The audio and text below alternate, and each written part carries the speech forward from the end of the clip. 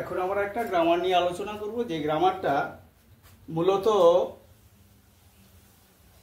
Class 7-এর 134 পেজে আছে।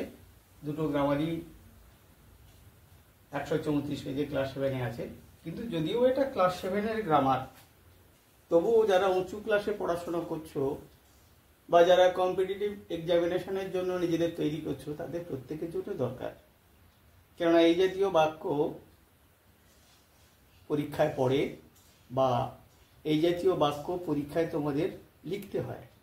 নির্ভুলভাবে লিখতে গেলে এই নিয়মগুলো কিন্তু জানার দরকার।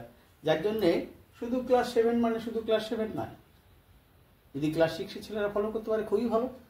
7, 8, 9, 10, 11, 12 কলেজ এবং কম্পিটিটিভ এক্সামিনেশন যারা দিচ্ছ তাদের জন্য তো অবশ্যই দরকার।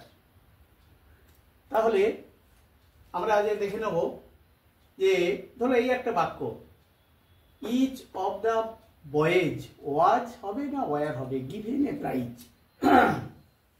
কিংবা neither of the girls has হবে না হ্যাভ হবে বট হার বুক।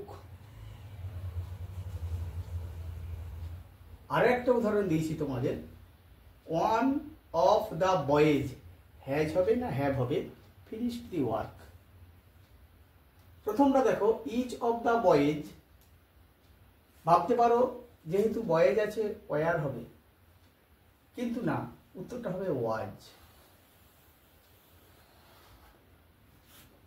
কেন না, নিয়মটা বলছে যে যদি বাক্যের প্রথমে ইচ অফ দেওয়া আছে, each of, neither of, one of, every of, none of, either of থাকে এবং পরের সাবজেক্টটি বহুবচন হলেও, পরের সাবজেক্টটা কিন্তু মানে বহুবচন ছিল হলেও ভার্বটি এক বচন হবে, তাই ভার্বটা ওয়াজ হয়েছে। কির পরে কি বসে? ওয়াজ বসে, তার জন্য ওয়াজ হয়েছে। দ্বিতীয়টা দেখো, নাইদার অফ, এখানে নাইদার অফ দেওয়া আছে আমাদের। নাইদার অফ থাকলেও যদি নাইদার অফ যদি বাক্যের প্রথমে থাকে, তারপরে যে সাবজেক্টটা হবে সেটা যদি বহুবচনে থাকে, দেওয়া থাকে, ভার্বটা বহুবচন হওয়া উচিত, কিন্তু ভার্বটা বহুবচন না হয়ে কি হবে, ভার্বটা এক বচন হবে, অর্থাৎ হ্যাজ হবে। এইগুলো আমরা কিন্তু পরীক্ষায় ভুল করি। এগুলো যদি একটু মনে রাখতে পারি তাহলে আমাদের পরীক্ষায় অবশ্যই কাজে লাগবে।